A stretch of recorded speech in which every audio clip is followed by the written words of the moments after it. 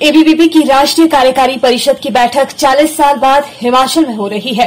अखिल भारतीय विद्यार्थी परिषद की राष्ट्रीय कार्यकारी परिषद की बैठक राजधानी शिमला में 27 से 29 मई तक आयोजित की जा रही है, जहां विकास नगर स्थित सरस्वती विद्या मंदिर हिम रश्मि परिसर में शुक्रवार इसका आगाज हुआ। इस बैठक में जहां देश भर से 468 प्रतिनिधि हिस्सा ले रहे हैं, वहीं इस बैठक में प्राज्ञिक विद्यार्थी परिषद नेपाल से भी प्रतिनिधि के तौर पर शामिल हो रहे हैं। गौर हो कि इससे पहले 1982 में हिमाचल में इस बैठक का आयोजन किया गया था। इस अवसर पर एबीवीपी की राष्ट्रीय महामंत्री निधि त्रिपाठी ने जानकारी देते हुए बताया कि इस बैठक में 4 प्रस्ताव भी प्रतिनिधियों के समक्ष रखे जाएंगे। निधि ने बताया कि राष्ट्रीय कार्यकारी परिषद की बैठक विद्यार्थी परिषद के कार्य की दृष्टि से बेहद महत्वपूर्ण रहती है।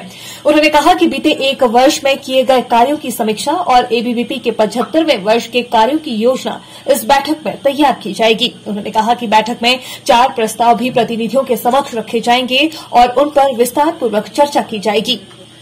वहीं पत्रकारों द्वारा पूछे पुलिस पेपर लीक भर्ती मामले को लेकर एबीवीपी की राष्ट्रीय महामंत्री निधि त्रिपाठी ने दुर्भाग्यपूर्ण बताया है और छात्रों से इसे छलावा करार दिया है। उन्होंने कहा कि छात्रों के भविष्य के साथ खिलवाड़ किया जा रहा है, जो बेहद निंदनीय है। भारतीय विद्यार्थी परिषद की ये नेशनल एग्जीक्यूटिव काउंसिल की मीटिंग है, जो पिछले 40 सालों के बाद शिमला में हो रही है। इस बैठक में बेसिकली एबीवीपी का जो 1 साल की वर्किंग रही, उसके ऊपर हम डिस्कशन करेंगे और ये आभाविप के एबीवीपी के 75 ईयर्स भी हैं। तो 75 ईयर्स के हिसाब से हम योजना भी बनाने वाले हैं कि हम क्या क्या करने वाले हैं।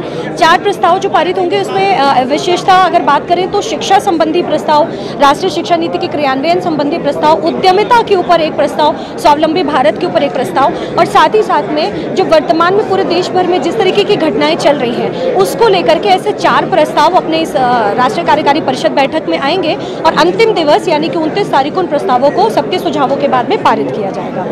विद्यार्थी परिषद का स्पष्ट मत है कि जहां कर भी पेपर लीक की घटनाएं आ रही हैं, ये पूरे स्टूडेंट कम्युनिटी के साथ एक तरीके का छलावा होता है। तो इसलिए पेपर लीक की घटनाएं जहां पर भी होती हैं, उन लोगों को चिन्हित करके ऐसे लोगों को दंडित करना चाहिए और एक उदाहरण प्रस्तुत करना चाहिए, ताकि कहीं अन्य स्थानों पर भी पेपर लीक की घटनाएं ना हो।